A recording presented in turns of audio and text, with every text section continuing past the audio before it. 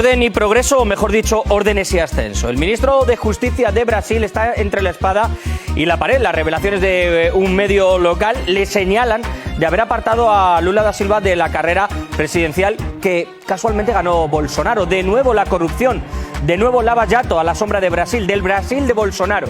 Ese que decía que odiaba a los corruptos, ese que decían que era el Mesías en la tierra para liberar al país de esta lacra, ese que ha nombrado y nombró a Sergio Moro como un superministro de Justicia tras haber terminado casi su labor en ese polémico caso y que habría asesorado a la Fiscalía para quitarse a Lula de en medio, quién sabe, para dejarle en la cuneta, para inhabilitarle mandándole a prisión cuando era juez en el tribunal que trataba precisamente ese caso. Así que ¡boom! Nos ha estallado la bomba, bomba en las manos de Bolsonaro y también en las nuestras. Bomba sobre todo a su transparencia y bomba a su ministro más implacable, porque parece que le ha salido una mancha bastante grande en ese currículum tan inmaculado que decían que tenía.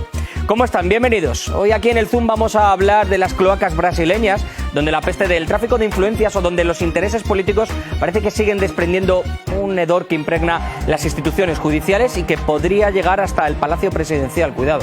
Empezamos.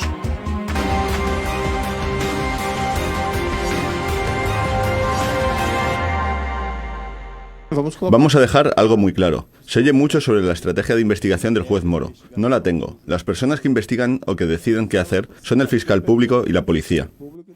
Me lavo las manos. Yo no intervengo, yo no tengo ninguna estrategia, yo no ayudo a nadie a plantear cómo se debe llevar a cabo una acusación.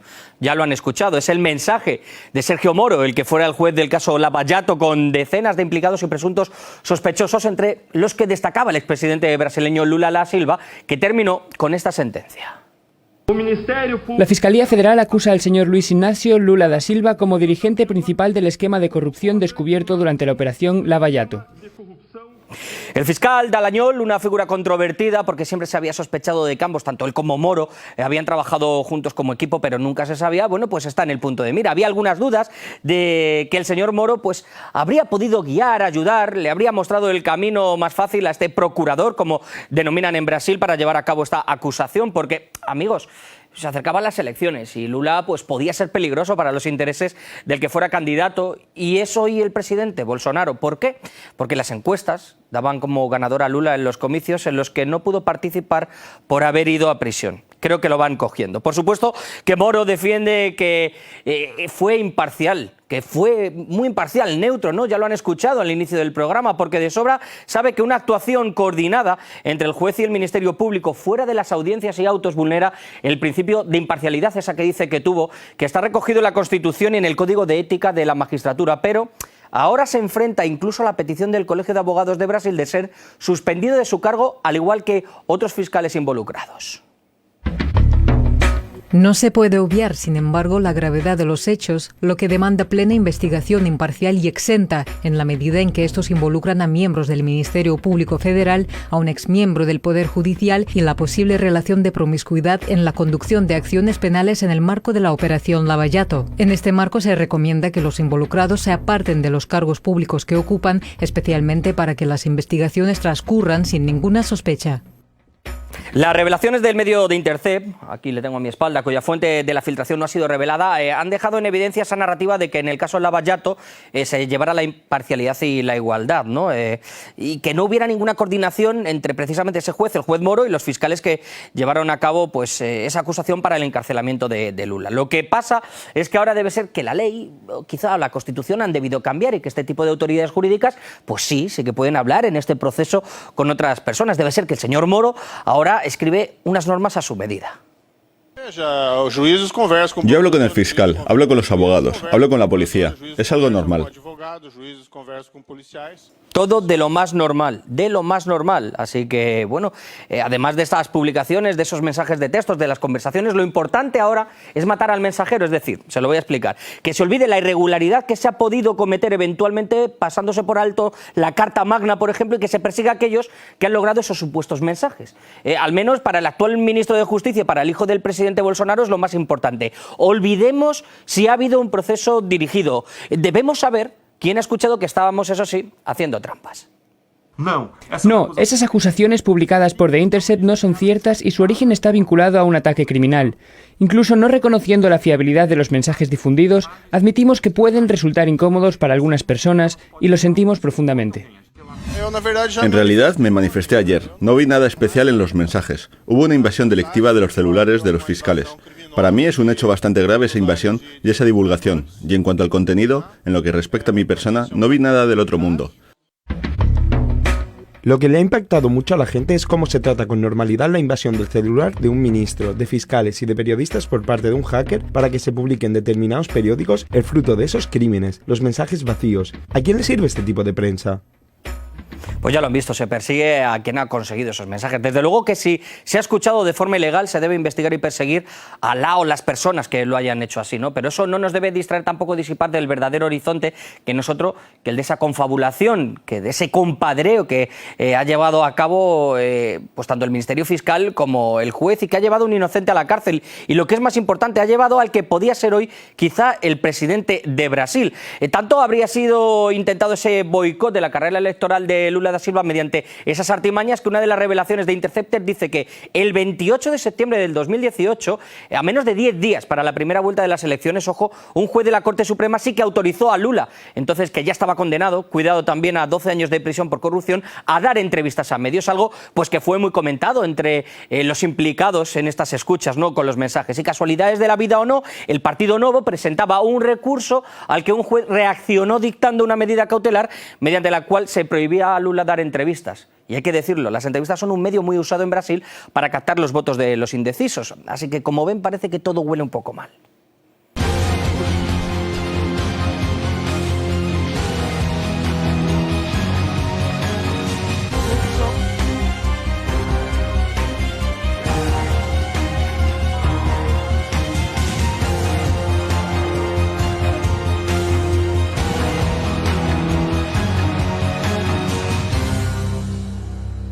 Momento de analizar todo lo que está pasando en Brasil, de qué forma podría cambiar el estatus de Lula y, ante todo, de qué forma reacciona la gente en la calle. Nosotros les vamos a mostrar de momento cómo está ese pulso a la sociedad.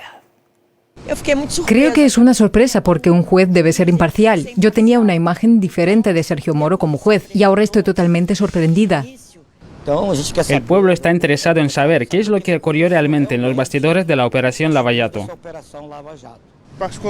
Particularmente yo no encontré nada realmente anormal. Fue una conversación particular en un ambiente privado. Por eso no vi ningún tipo de maldad ni nada que puede perjudicar la imagen de Sergio Moro.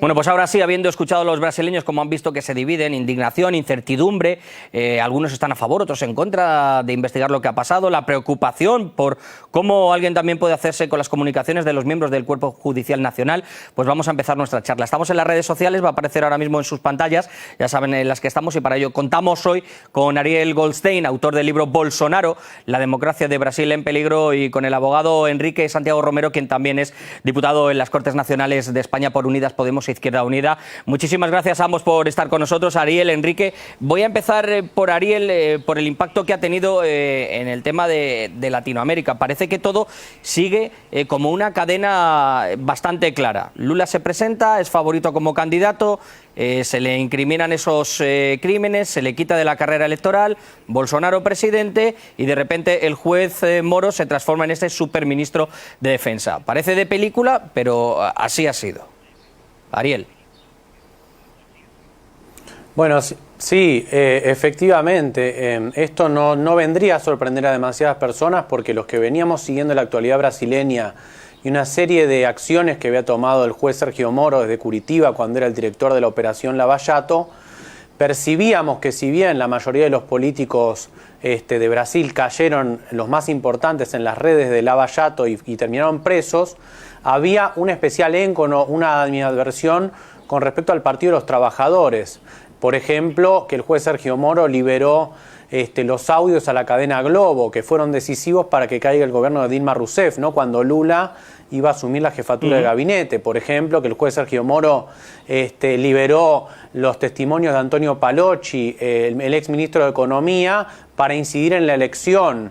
Y también este tema de que surge ahora a través de The Intercept Brasil, de la negativa a Lula para dar la entrevista porque supuestamente eso iba a favorecer a Haddad, lo cual está hablando de un caso de censura grave para la democracia de Brasil y nos hace pensar, bueno, que efectivamente bajo el gobierno de Bolsonaro y también uno podría decir del gobierno de Michel Temer, porque Michel Temer pavimentó el camino también para ese proceso de marcha hacia una regresión en la democracia de Brasil, estamos en una situación donde la democracia está en peligro, ¿no? Ariel, me gustaría preguntarle a Enrique, como jurista, las pruebas que muestra el medio de Intercept tienen la acusación de haber sido a través de un hackeo, a través de una piratería o a través de unas escuchas ilegales. ¿Eso para abrir una investigación o para abrir un proceso, algunas acusaciones, tiene alguna validez para que nuestros espectadores se hagan más o menos una idea? Porque si se han obtenido de forma ilegal, desde mi punto de vista,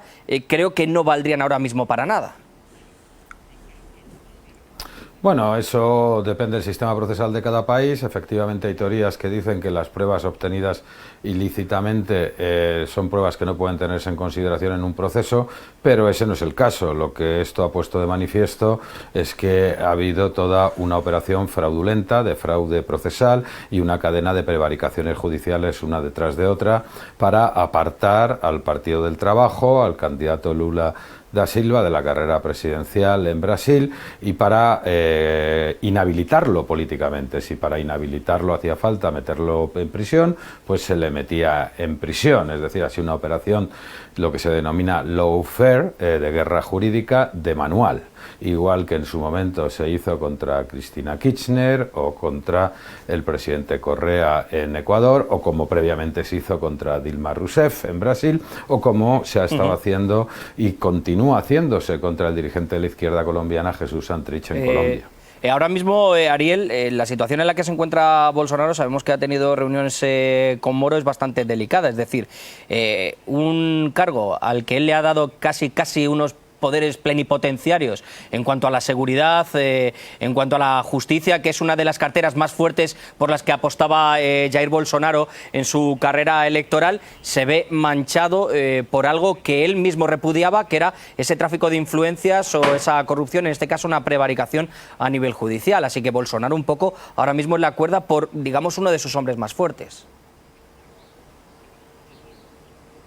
Sí, efectivamente estoy de acuerdo, porque el dispositivo de poder con el cual Bolsonaro se hace elegir para la presidencia, triunfa en las elecciones, está muy nutrido del clima de época que creó Sergio Moro a través de la Operación Lavallato. Esta idea de que por un lado están los honestos y por el otro están los corruptos, ¿no? De que Bolsonaro representaría un político puro, ajeno a las causas de corrupción, y entonces Moro, que es el ministro más popular hasta este escándalo, era el ministro más popular del gobierno de Bolsonaro, le da todo un aura de moralidad, de pureza al gobierno, de lucha contra las mafias y la corrupción, que entra en crisis un poco si es que este escándalo permanece, ¿no? Porque los medios más importantes de Brasil, por ejemplo la cadena Globo, entre otros, han apoyado mucho la Operación Lavallato, que, insisto, no solo encarceló a Lula, sino que también puso en la cárcel a otros políticos como Sergio Cabral, que era el gobernador de Río de Janeiro, pero efectivamente estaba sesgada contra el PT. Pero digo, hay una asociación entre los medios de comunicación y la Operación Lavallato que hay que ver, que por más que estas revelaciones sean importantes para aquellos que estamos atentos a lo que sucede en Brasil, en las tramas de poder que se construyen, hay que ver si realmente logra trascender y representa efectivamente un golpe para el gobierno de Bolsonaro irreversible o no.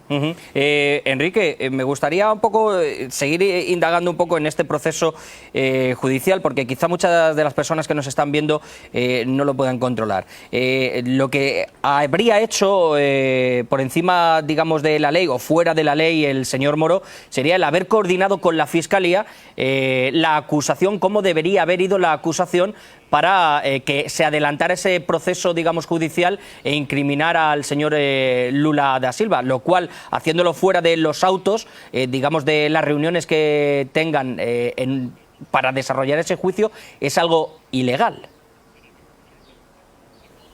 Efectivamente, lo que se pone de manifiesto es cuando menos un posible delito de prevaricación, es decir, dictar resoluciones injustas a sabiendas el señor juez, en este caso el juez Moro, además no una, sucesivas, todas las que se hubieran dictado en el procedimiento. Estamos además ante un caso evidente de fraude procesal, es decir, haber invertido o haber utilizado fraudulentamente las normas del procedimiento judicial por un interés propio. Y para que lo entiendan nuestros telespectadores, o sea, lo que estamos es un concierto ante un concierto para delinquir, una operación de conspiración, donde el que ha de ser juez, instructor, juez de garantías, convenia, se pone de acuerdo con el acusador para indicarle cómo tiene que acusar. Es decir, el juez de garantías se convierte en el acusador, se convierte en dos partes del proceso. Ajá. Esto jurídicamente es más que suficiente para que de inmediato se abra un incidente de nulidad de las actuaciones, un recurso extraordinario por haber aparecido en el caso Lavallato, haber aparecido indicios que no se habían conocido hasta este momento, indicios que ponen de manifiesto una inmensa manipulación. Es decir, los abogados de Lula deberían ya instar la nulidad de las actuaciones para que de inmediato y cautelarmente Lula fuera puesto en libertad hasta que se resuelva sobre la evidente nulidad de las actuaciones. Esa es un poco la cuestión, yo creo, Ariel, que ahora mismo hay en las calles de todo Brasil. Un poco de incredulidad entre lo que ha pasado, porque un juez como Moro, también el señor Dallagnol, que para unos eran como los héroes anticorrupción que iban a extirpar este mal que había en Brasil, han quedado ahora mismo un poco manchados. Alguien a quien se había estigmatizado como el señor Lula da Silva había sido enviado a prisión y ahora parece que esto abre una oportunidad a que cambie ese estatus de momento que tiene, y creo que es un poco la incertidumbre lo que puede imperar ahora mismo ante los siguientes pasos que pueda haber y ante las siguientes publicaciones, porque esto solo es casi un 1% de lo que se ha dicho que se puede publicar. Sí, efectivamente, va a ser un momento de tensión en la política de Brasil, porque por un lado está el gobierno de Bolsonaro, la mayoría de los medios de comunicación, algunos aspectos importantes del Poder Judicial, y del otro lado está el sitio de Intercept, que es un pequeño sitio de Internet, que Glenn Greenwald, el periodista que divulgó esta situación, inteligentemente va soltando los datos en distintos días para que el tema permanezca en la agenda que tuvo y con los principales medios. Pero para el gobierno de Bolsonaro, en este momento donde Bolsonaro está cayendo en las encuestas, en la aceptación popular, una liberación de Lula representaría un golpe muy fuerte, porque Lula sabemos que tiene un carisma muy fuerte, un apoyo muy fuerte de los sectores populares, y representaría un golpe importante para un gobierno que está en un momento difícil, tanto desde el punto de vista económico, del bajo crecimiento de Brasil, como desde el punto de vista de las acusaciones a los hijos de Bolsonaro de estar vinculados a las milicias de Río de Janeiro, como desde el punto de vista de esta crisis con Sergio Moro, y a la vez las luchas entre los militares en el gobierno y los olavistas, los fanáticos de Trump que están en Estados Unidos, Olavo de Carvalho y algunos de los asesores de Bolsonaro, el canciller Ernesto Araújo, esas dos facciones del gobierno que tratan de devorarse unas a otras. Todo eso es un panorama muy problemático, y la liberación de Lula en este contexto sería más problemas para un gobierno en un momento de dificultades, ¿no? Ariel, me gustaría hacer un poco hincapié con Enrique en algo que he anotado y quizá pueda pasar desapercibido, pero es que ahora mismo tanto el señor Moro como el señor Dallagnol, como también hemos visto como ha tuiteado el hijo de Jair Bolsonaro, lo que están diciendo es que se ha caído en una acción criminal a través de ese hackeo, digamos, poniendo ese parapeto o esa cortina, diciendo que quizá ese delito sea al que hay que perseguir, intentando ocultar un poco la trama que ha habido detrás. Es decir, lo cortés no quita lo valiente en este caso, Enrique. El que se haya conseguido de una manera ilegal o no, que está por demostrar porque la fuente ni tan siquiera lo ha revelado, tampoco puede poner una venda en los ojos de lo que ha sucedido realmente detrás en todo este proceso. Bueno, en primer lugar, no sabemos si el periodista o el medio que lo está revelando es quien lo ha conseguido de forma legal o ilegal. No sabemos si alguien que ya tenía estos materiales se los ha entregado, pero en todo caso, en cualquier sistema jurídico de un Estado de Derecho, es obligación de cualquier ciudadano, de cualquier persona que tiene conocimiento de un delito de persecución pública, como es este caso, una prevaricación judicial, es obligación ponerlo en conocimiento de las autoridades. Es decir, al margen de cómo se hayan conseguido esos materiales, lo que podría ser delito es que un periodista o cualquier persona conociera elementos que ponen de manifiesto una prevaricación judicial y no lo difundiera, no lo pusiera en conocimiento de las autoridades. Eso sí que es un delito de ocultamiento, de encubrimiento o de complicidad con el delito que se omite poner en conocimiento de las autoridades. Un minuto me queda apenas para cada uno. Ariel, ¿en qué estado se queda ahora mismo tanto la democracia como el sistema judicial de Brasil? Porque hasta el Colegio de Abogados ha pedido que se retiren todos los fiscales que están implicados. Yo no sé si el señor Moro va a poner a disposición su cargo. Yo creo que quizá no sea así, aunque quizá Bolsonaro sí le vaya a enseñar la puerta si ve que le perjudica en la presidencia. Pero ¿en qué estado se queda todo esto? Apenas un minuto me queda para terminar con Enrique.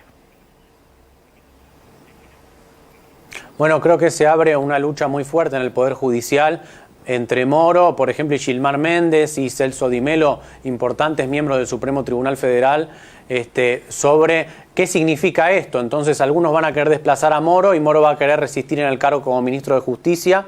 Y esto va a exacerbar una crisis de lucha de poder que vive el Poder Judicial hace varios años.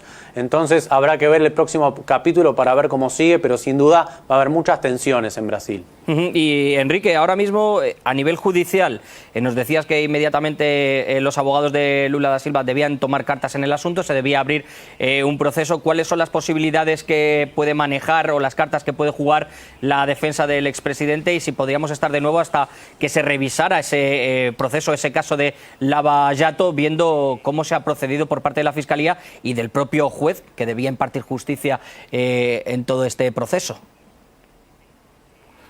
La propia Fiscalía de Brasil debería pedir la nulidad de oficio porque se pone de manifiesto que ha habido todo un inmenso fraude procesal. También la defensa de Lula debe pedir inmediatamente la nulidad del procedimiento y la puesta en libertad, pero en todo caso lo que queda de manifiesto es que Lula es en estos momentos un preso político.